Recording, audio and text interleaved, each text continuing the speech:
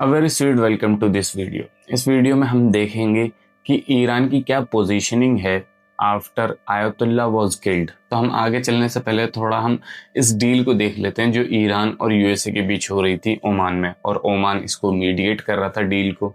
और इसमें शर्तें क्या थी यूएसए की कि आप जो यूरेनियम की एनरिचमेंट कर रहे हैं इसको बंद करेंगे, जो आप एनरिचमेंट करते जा रहे हैं न्यूक्लियर वेपन्स के लिए उसको कम करेंगे। और ईरान ने शर्त मानी कि हम जो न्यूक्लियर एनरिचमेंट है उसको लो कर देंगे, और हम ऐसा कुछ भी नहीं कर रहे हैं कि जिससे न्यूक्लियर वेपन्स बनाए जा सकें।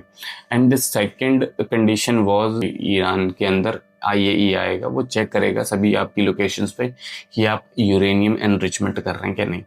तो उसमें भी वो शर्त मान ली। फिर ये अटैक क्यों हुआ, ईरान के ऊपर अटैक क्यों होता है? तो फिर अटैक होने की कई सारी वजहें हैं जो कि सब डिस्कस करी जाएंगी। लेकिन ईरान की जब आधे से ज़्यादा लीडरशिप, टॉप लीडरशिप इजराइल और यूएसए ख़त्म कर चुके हैं, तब भी हमला हो जाता है। तो हमला सिर्फ इसलिए नहीं होता क्योंकि हमला सिर्फ टॉप लीडरशिप को ख़त्म करने तक का नहीं है, ये बल्कि ईरान को बल्कनाइज करने का भी है, जैसे कि सीरिया को किया, लीबिया को किया, इराक को किया। और आज हम सभी को पता है कि इनसे भी क्या बोला गया था कि आपके देश में फ्रीडम आएगी, आपके देश में पीस आएगा, ठीक है, और आपके देश में डेवलपमेंट आएगी by the name of democracy. I don't know, may be you people all know this कि लीबिया, इराक और सीरिया सभी ये कंडीशन मान चुके थे यूएसए की। एंड इवन असाद रजीम मान चुकी थी यूएसए की सभी शर्तों को कि आप जो चाहते हैं वही होगा, आपके हिसाब से ही रिजीम चलेगा। लेकिन फिर क्या हुआ, जो इसराइल के लिए थ्रेट था मेन कि उसको नहीं चाहिए, मतलब इसराइल भरोसा नहीं करता है कि आगे जाकर उसके ये सब अगेंस्ट भी हो सकते हैं। तो क्या हुआ, सीरिया बल्कनाइज हो गया, इराक बल्कनाइज हो गया, इराक से लेकर के और फिर लीबिया भी बल्कनाइज हो गया। और फिर जो आज हमको पता है क्या हालात हैं इन देशों के, और छोटे छोटे मिलिशियाज ग्रुप बन गए हैं, आईसिस का सबसे बड़ा गढ़ बन गया इराक। और फिर आज सिचुएशन क्या है हम सभी को पता है, और लोगों के कितने बुरे हाल हैं, और कितने इनोसेंट लोग मार दिए गए सिर्फ आज़ादी के नाम पे, और हजारों लाखों करोड़ों इनोसेंट पीपल मार दिए गए सिर्फ आज़ादी के नाम पे। और सेकंड पॉइंट है कि the straight of Hormuz blocking. तो स्ट्रेट ऑफ हॉर्मुज से लेकर के रेड सी तक का एरिया, जो कि अब यमन के भी हूतीज जो हैं, Houthis Ansarullah, they also spoke कि जो हम स्ट्रेट रेड सी का जो रूट है उसको क्लोज कर देंगे, यहाँ से कोई भी शिप अगर जाएगा तो हम उस पर स्ट्राइक करेंगे। Now this straight of Hormuz, जिसका जो 40 to 50% जिस रास्ते से हमारा ऑयल आता है, क्रूड ऑयल आता है। And now the Iran naval army have also declared that we are going to block this strait, और ये रास्ता ब्लॉक हो जाएगा। And after blocking this, what will happen in our country? जब ऑयल 40 to 60 डॉलर पर barrel था, 60 to 40 dollar पर barrel, तब हमको यहाँ पे 105 110 ऐसे ऑयल मिल रहा था। और जब already internationally 70 to 90 crude oil पर बैरल डॉलर जाने की मतलब हो गई है तैयारी, और हो चुका है मेरे ख्याल से क्रूड ऑयल पर बैरल, तो अब प्राइसिंग कहाँ जाएगी ऑयल की हमारे देश में, क्योंकि सभी सेक्टर्स को इफेक्ट करेगा। अब चलते हैं अपने नेक्स्ट पॉइंट पर। ईरान को छोड़कर बाकी सभी जो नेशंस हैं उन सभी में अमेरिकन बेसेस हैं, and those American bases are for the security, not for those nations जो जिन सभी देशों में ये लगा हुआ है, बट फॉर द इजराइल। और ये सभी इजराइल पर जब भी स्ट्राइक होता है या ईरान स्ट्राइक करता है या जो भी मिसाइल छोड़ता है, मिसाइल मारता है उस पर, इजराइल पर, तो कौन इंटरसेप्ट करता है? जॉर्डन के बेसिस इंटरसेप्ट करते हैं, कतर के इंटरसेप्ट करते हैं, और बाकी सभी नेशन, सऊदी अरब के और यूएई के, इन सभी के इंटरसेप्ट करते हैं उन मिसाइल्स को। कि इंटेंशन सिर्फ इजराइल के ये नहीं है कि वो सिर्फ स्ट्रेट ऑफ मलाका से लेकर के स्ट्रेट ऑफ हॉर्मुज तक कंट्रोल चाहते हैं, इन्फ्लुएंस चाहते हैं, सिर्फ ट्रेड पर ही इन्फ्लुएंस नहीं चाहते, सिर्फ उस पर ट्रेड रूट्स पर ही अपना वो कंट्रोल नहीं चाहते हैं, बल्कि ये चाहते हैं greater Israel banana. And many Israeli won't have said this, and maybe you have heard that from Benjamin Netanyahu and also so many powerful Israelis in this region to control all the Arabian Peninsula. तो अब इसमें एक mic निकेम्बी हैं, जिन्होंने भी American diplomat से भी और अमेरिकन कई बड़े लोगों से भी मतलब अभी बात हुई थी, तो ये सामने आया था।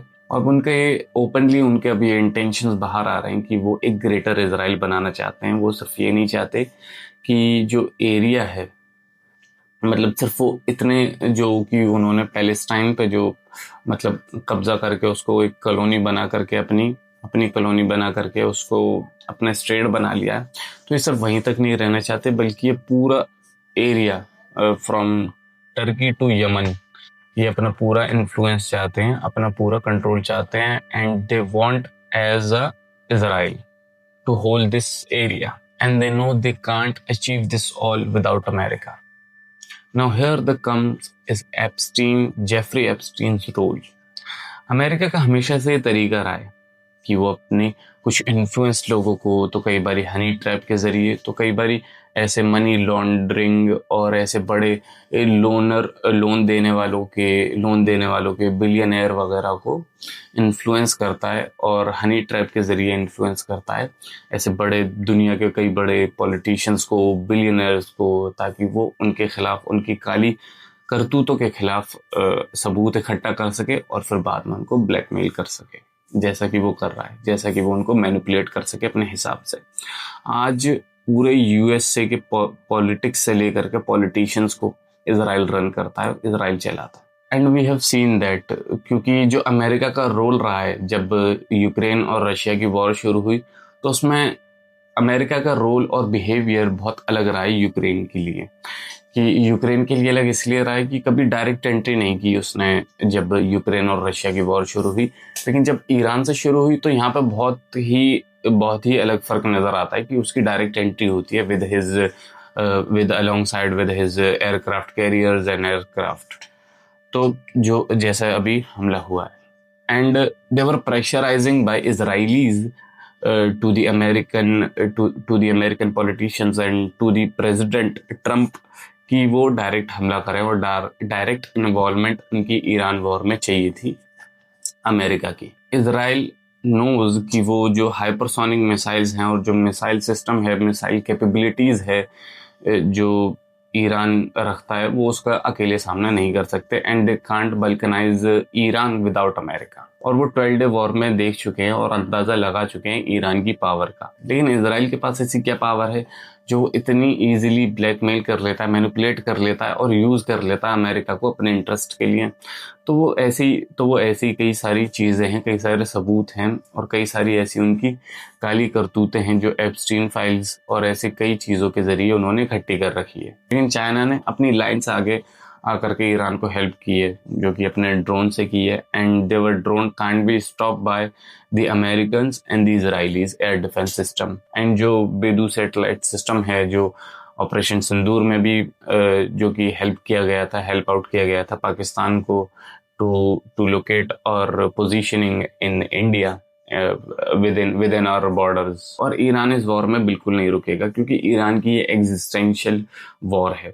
And Iran is using his hypersonic cycled vehicles speed Mach 6+ and can run 40 to 100 kilometers beyond space, and it can't be stopped by American air defense system and Israeli air defense system। तो Iran ने अपनी एक नई missile भी introduce की है इसके बीच में कि CJ-1000 long range hypersonic missile Mach 6। और इसका बहुत क्लियरली अंदाजा लगाया जाता है कि ये किसी भी रडार पे, दुनिया के किसी रडार पे भी लोकेट नहीं की जा सकती ये मिसाइल, चाहे वो इजरायली रडार सिस्टम हो, अमेरिकन रडार सिस्टम हो या फिर रशियन रडार सिस्टम हो, लोकेट नहीं की जा सकती, कभी भी इंटरसेप्ट नहीं की जा सकती। अब हम हमारे वीडियो के लास्ट पॉइंट पर हैं कि जो इंडियन पोजीशनिंग है इन वेस्ट एशिया, वो बहुत इररेलेवेंट होती जा रही है इन जियोपॉलिटिक्स। और ऐसा इंडियन एक्सपर्ट्स और ऐसा फॉरेन एक्सपर्ट्स क्यों कह रहे हैं?